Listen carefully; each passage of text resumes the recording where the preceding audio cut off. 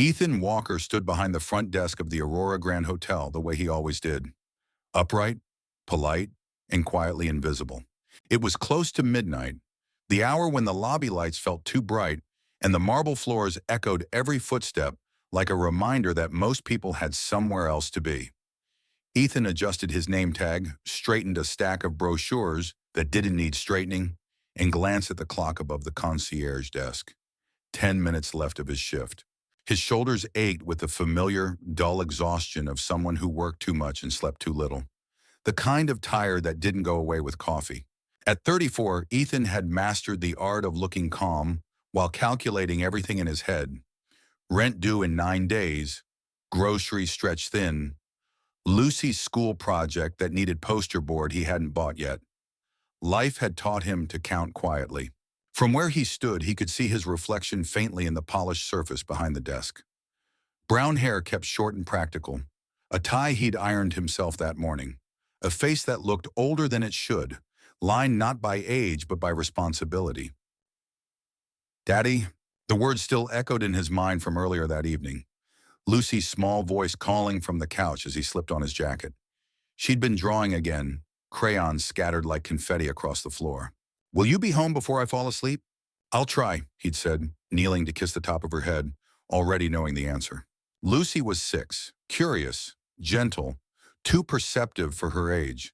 She noticed things Ethan wished she didn't, like how the fridge sounded emptier lately, or how he paused a second longer at the gas pump. Back at the desk, the lobby doors slid open with a soft hiss. A couple walked in, laughing quietly, dressed in tailored coats and easy confidence. Ethan greeted them with the same warm professionalism he offered everyone. "Good evening. Welcome to the Aurora Grand." They barely looked at him as they passed. He didn't take it personally, he never did. Ethan wasn't here to be noticed. He was here to keep things running smoothly, to follow the rules, to smile, to help when asked, and only when allowed.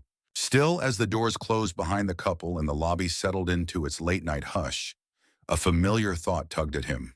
Some nights it felt like his life existed entirely behind this counter, always serving, always observing, never stepping fully into the light. He exhaled slowly, steadying himself. 10 minutes left. He didn't know it yet, but before the night was over, one small choice would pull him out from behind the desk and quietly change everything he thought he knew about rules, kindness, and the kind of man his daughter would grow up believing he was. The lobby doors slid open again, softer this time, like someone unsure whether they truly belonged inside. Ethan looked up. A young woman stood just past the threshold, shoulders slightly hunched, one hand gripping the strap of a worn backpack, as if it were the only thing anchoring her in place. Her hoodie was faded, the kind that had been washed too many times. Jeans frayed at the hems. Nothing dramatic, just unmistakably tired. She hesitated, eyes scanning the room, taking in the chandeliers, the polished floors, the quiet confidence of a place that wasn't used to uncertainty. Ethan recognized that pause instantly. It was the pause of someone already rehearsing rejection. "Good evening," he said gently. "How can I help you?" She stepped closer, movements careful, almost apologetic. When she spoke, her voice was low and slightly unsteady. I'd like a room for the night." Ethan nodded, fingers moving across the keyboard out of habit. "Of course. One bed or two?" "One," she replied quickly, too quickly, as if anything more would be asking for too much. He quoted the rate, standard procedure, keeping his tone neutral but kind. As he did, he watched her face, how her jaw tightened just a fraction, how her eyes flicked downward before she could stop herself. "And the deposit?" she asked. When he explained the amount, her breath caught. She opened her wallet slowly, like she already knew what she'd find inside. A few bills, a debit card with worn edges. She counted once, then again. "I'm short," she said quietly, not defensive, just honest. Behind Ethan, he felt the subtle shift in the room, the presence of Mark and Diana at the far end of the desk, the faint pause in their conversation. Watching, judging. The woman swallowed, cheeks flushing with restrained embarrassment. "I can pay the rest tomorrow," she added quickly. "I just need somewhere to sleep tonight." Her words weren't dramatic. They didn't beg. That was what made them heavier. Ethan looked at the number on the screen, then at her hands tense around the wallet. He saw not a stranger, but a moment, a fragile, precarious moment where one answer could tilt everything. For a second, the rules hovered between them, invisible but firm. And beneath them, something older, quieter, and harder to ignore began to stir. Mark Reynolds stepped closer to the desk, his expression settling into a tight, professional smile that didn't reach his eyes. "She's short on the deposit?" he asked, already knowing the answer. Ethan didn't turn around. "Yes, just for tonight." Mark let out a quiet, humorless breath. "Then that's a no." The young woman stiffened, fingers curling around her wallet. She looked smaller now, as if the room itself had leaned in on her. "We can't make exceptions," Diana Cole added from the other side, her voice smooth, clipped. "This isn't a shelter. It's a five-star hotel." Ethan felt the familiar pressure building behind his ribs, the careful, practiced calm he used when things threatened to turn sharp. "We have rooms available," he said evenly. "It's late. She's not asking for anything extra." Mark's eyes flicked toward the woman, then back to Ethan. "That's not the point. People see this place as a standard. Once you lower it, you don't get it back. Lower it." The words landed heavier than Mark probably intended. The woman's gaze dropped to the floor, her posture folding inward, guarded and resigned. "It's okay," she murmured. "I didn't mean to cause trouble." "Trouble?" Diana crossed her arms, her tone cooling further. "We're just following policy. If we bend the rules every time someone has a sad story, we won't have a business left." Ethan looked at the screen in front of him, the numbers sharp and impersonal. Policy, business, standards, all true. And yet, he glanced at the woman again, her tired eyes, the careful way she held herself, like someone used to being turned away without ceremony. There was no entitlement there, no performance, just quiet need. "This isn't about a story," Ethan said, his voice low but steady. "It's about one night." Mark shook his head, impatience flashing through his controlled exterior. "You're letting your feelings get in the way again." Again. The word stung because it was accurate, and because it wasn't an insult to him, but a warning. Ethan felt the room holding its breath, waiting to see which side he'd choose. Rules were safe, predictable. They cost nothing. Kindness, on the other hand, always came with a price. And Ethan was beginning to sense that, whatever he decided next, the night would not end the same way it began. Ethan's gaze drifted past the front desk, past the polished floors and quiet authority of the lobby, and slipped somewhere else entirely. Another night, another door. He remembered the rain first. Cold, relentless, soaking through his jacket faster than he'd expected. Lucy had been smaller then, bundled against his chest, her fingers curled into his collar like she understood more than he wanted to believe. They'd stood outside a cheap motel, the neon sign buzzing overhead. He'd counted the cash twice, still not enough. The woman behind that desk hadn't been cruel. That was the worst part.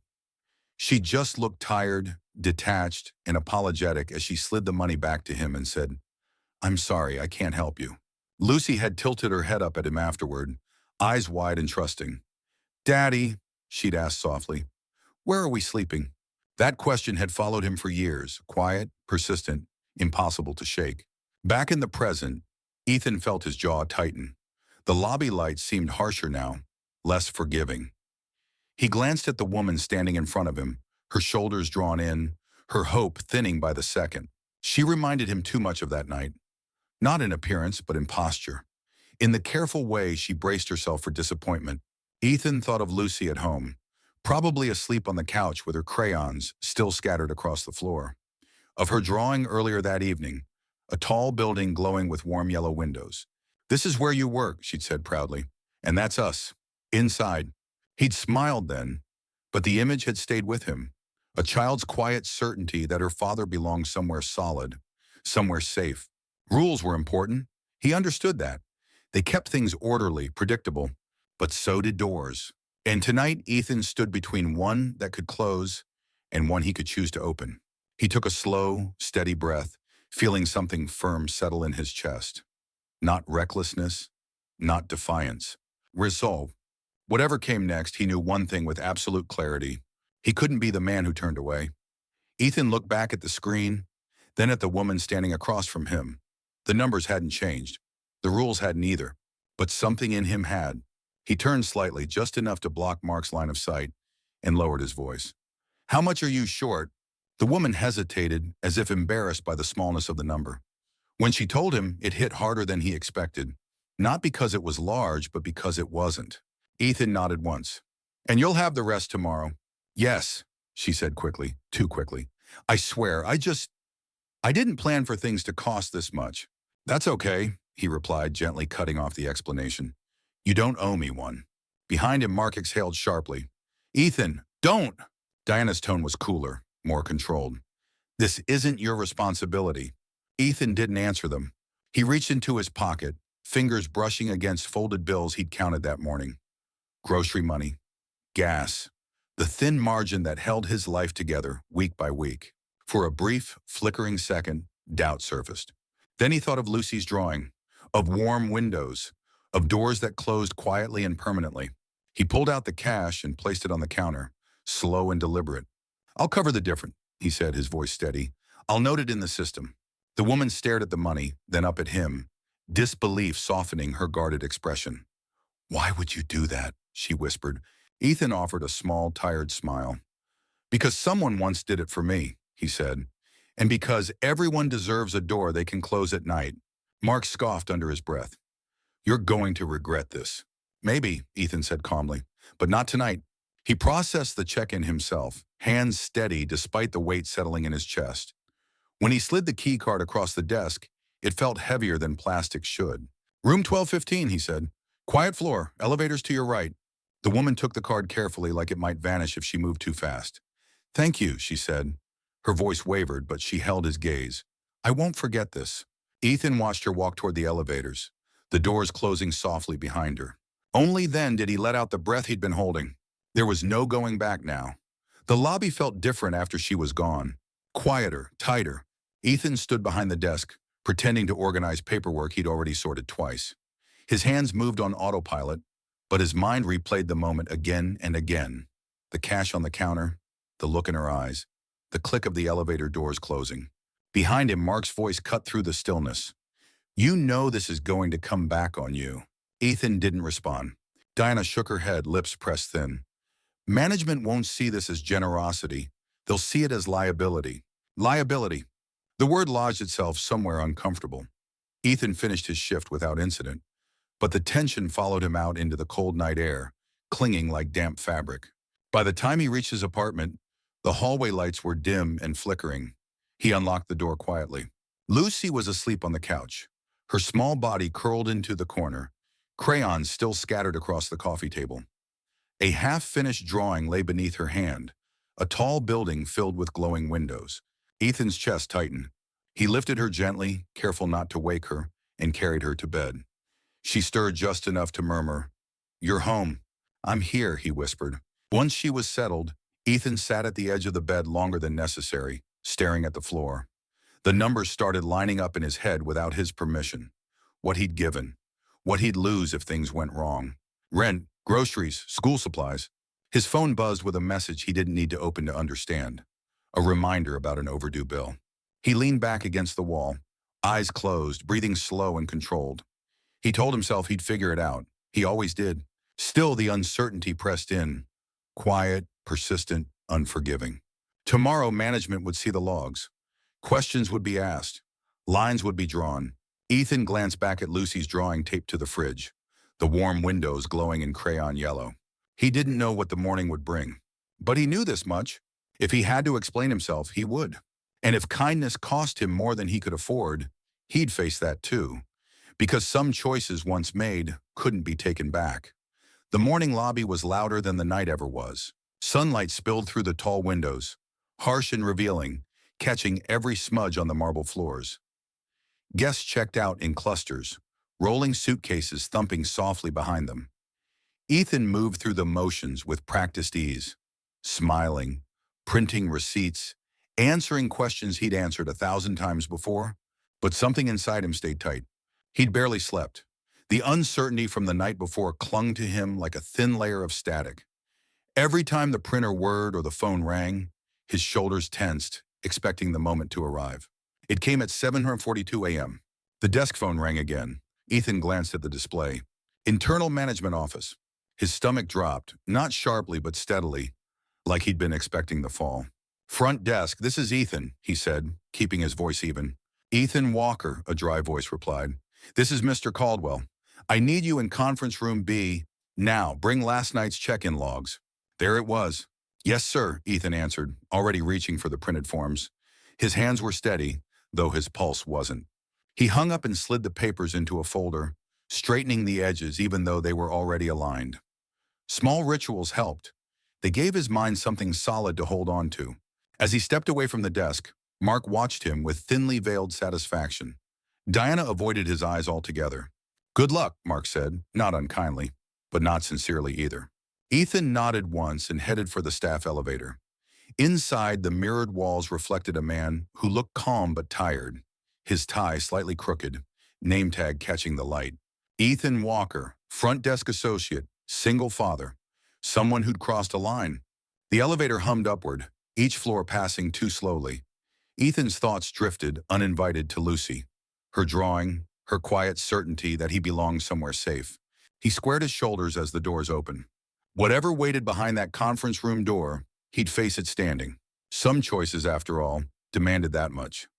Conference room B was colder than the rest of the floor. Not in temperature, just in feeling. Ethan stepped inside and paused. At the head of the long table sat a woman in a navy blazer, posture relaxed yet unmistakably authoritative. Her hair was pulled back neatly. A tablet rested in front of her, papers aligned with careful precision. She looked up. Their eyes met. For half a second, Ethan's mind refused to connect the image in front of him with the one from the night before. The tired young woman in a faded hoodie, clutching a worn backpack like a lifeline. His breath caught. The recognition came slow, then all at once. It was her. The woman from the front desk. Mr. Walker, she said calmly, her voice steady, professional. Please have a seat. Ethan did, though his legs felt suddenly unreliable. Around the table sat Mr. Caldwell, stiff-backed and tight-lipped, and farther down, Mark and Diana, both noticeably pale. The woman folded her hands. Let me introduce myself properly, she continued. My name is Charlotte Adams. The name landed heavily in the room. Ethan knew it. Everyone did. I'm the new CEO of Aurora Hospitality Group, she said without emphasis. Last night, I checked into this hotel under a different name. Silence spread, thick and absolute. Charlotte's gaze moved slowly around the table before settling back on Ethan. Not unkindly, but searching. I wanted to see how this place treated someone without status, without certainty, without power. Mark shifted in his chair. Diana stared down at her folded hands. Charlotte tapped the tablet once. What I observed, she said evenly, was illuminating. Ethan swallowed. His pulse thudded in his ears. The room felt suddenly smaller, the air sharper. Everything he thought he knew about the night before was rearranging itself, quietly, irrevocably. And somewhere beneath the shock, a single, unsettling realization took shape. The door he'd opened hadn't just changed one woman's night. It had brought her straight here. Charlotte Adams didn't raise her voice. She didn't need to. I reviewed the security footage, she said, tapping the tablet once. From the moment I walked through the doors to the moment I stepped into the elevator. Mr. Caldwell shifted, clearing his throat, but said nothing. Charlotte's gaze moved to Mark. You were the first to speak. Mark straightened, forcing a brittle smile. I was following policy. We can't... You assessed a guest before you assessed the situation? Charlotte interrupted, calm but precise. You decided who I was worth based on how I looked. Color crept up Mark's neck. We didn't know it was you. Charlotte nodded once. That's the point. She turned to Diana. You said we weren't a shelter, that helping me would lower standards. Diana's arms tightened across her chest. We were protecting the brand. From what? Charlotte asked softly. Someone tired, someone short on cash, or the discomfort of being reminded that kindness isn't convenient? Silence answered her. Charlotte leaned back slightly, folding her hands. Aurora doesn't lose its standards when it treats people with dignity. It loses them when it forgets why guests come here in the first place. She paused, letting the words settle. As of this moment, she continued, Mark Reynolds and Diana Cole, your employment with Aurora Grand is terminated, effective immediately. Mark's chair scraped back. You're firing us for doing our jobs. I'm firing you for forgetting what your job actually is, Charlotte replied evenly. We serve people, not appearances. Security appeared at the door moments later. Mark left stiffly, resentment etched into every step. Diana didn't look up as she followed. The room felt emptier after they were gone. Charlotte turned to Ethan. And now, she said, her tone softening just a fraction, we talk about you. Ethan met her gaze, heart steady despite the weight pressing in his chest. I broke the rules, he said plainly. I understand whatever comes next. Charlotte studied him for a long moment, thoughtful, assessing. The air held its breath. Because this time the question wasn't about policy. It was about who he was and whether that mattered. Ethan sat straighter in his chair, hands resting flat on the table. The room felt smaller now, the silence more intentional. Yes, he said again, steady. I broke the rules. Mr. Caldwell shifted, clearly ready to speak, but Charlotte lifted a hand. Gentle, final. Her attention never left Ethan. Why? She asked. Not accusatory, not curious. Simply precise. Ethan took a breath. He could have offered something safe. Fatigue, a lapse in judgment, a misunderstanding. He could have wrapped his choice in corporate language and hoped it softened the fall. Instead, he told the truth. Because I've been on the other side of that desk, he said quietly, with my kid in my arms, counting cash that didn't add up. Charlotte's expression didn't change, but her eyes sharpened, focused, listening. I know what it feels like to hear I'm sorry, when what it really means is no, Ethan continued. And I know what it does to you when you start believing you don't belong anywhere. He paused, the words catching just slightly. My daughter is 6, he said. She watches everything. She believes people are mostly good.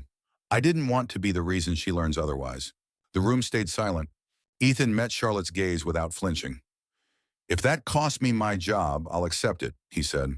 But I won't pretend I'd do it differently. For a long moment, no one spoke. Then Charlotte leaned back, her posture easing, not away from him, but toward a decision. Rules exist for a reason, she said thoughtfully, but they're not meant to replace judgment. She studied Ethan, the assessment now unmistakable. Not of his mistake, but of his character. You didn't act recklessly, she continued. You acted deliberately. You saw a person everyone else saw as a problem. Ethan's chest tightened, uncertain. Charlotte folded her hands. That tells me far more than any policy violation ever could. The weight in the room shifted, subtle, unmistakable, because now it was clear. This wasn't a trial. It was a turning point. Charlotte rose from her chair and walked slowly around the table. The click of her heels was soft, unhurried, like someone who had already made up her mind. We can train people on procedures, she said, stopping a few steps in front of Ethan. We do it every day. She met his eyes. What we can't train is conscience. Ethan felt his pulse pick up, cautious now. Hope was a fragile thing. You used your own money, Charlotte continued, not because it was easy, but because it was right. You took responsibility for the outcome. A faint, knowing smile touched her lips. That's not a liability. That's leadership. Mr. Caldwell looked as if he might interrupt, then thought better of it. Charlotte turned slightly. Ethan Walker, she said clearly, as of today, I'd like to offer you the position of front desk supervisor. The words didn't land all at once. Supervisor, Ethan repeated, testing the sound of it. Yes, Charlotte said, with a raise, better hours, and a real voice in how this place treats people. Ethan's throat tightened. Images rushed in uninvited. Rent paid on time, groceries without counting every dollar. Lucy's face when he told her he could be home earlier. I'll expect you to use that voice, Charlotte added. This lobby sets the tone for everything else. It needs someone who understands that. For a moment, Ethan couldn't speak. He nodded once, then again, the weight of the moment pressing warmly against his chest. Yes, he said, quietly but certain. I'd be honored. Charlotte extended her hand. He shook it, her grip firm and steady. We'll sort out the paperwork this week, she said. For now, go home, get some rest. As Ethan stood to leave, Charlotte's tone softened, just enough to be human. And maybe, she added, tell your daughter she wasn't wrong about you. Ethan smiled, small, stunned, and full, because for the first time in a long while, the future didn't feel like something he had to brace for. It felt like something opening. 2 days later, Lucy added something new to her drawing. Ethan noticed it the moment he leaned over the kitchen table. Another figure beside the tall building, sketched in careful lines, standing close to the two he already recognized. Who's that? He asked gently. Lucy didn't look up. That's your boss, she said, as if it were obvious. She helps you help people.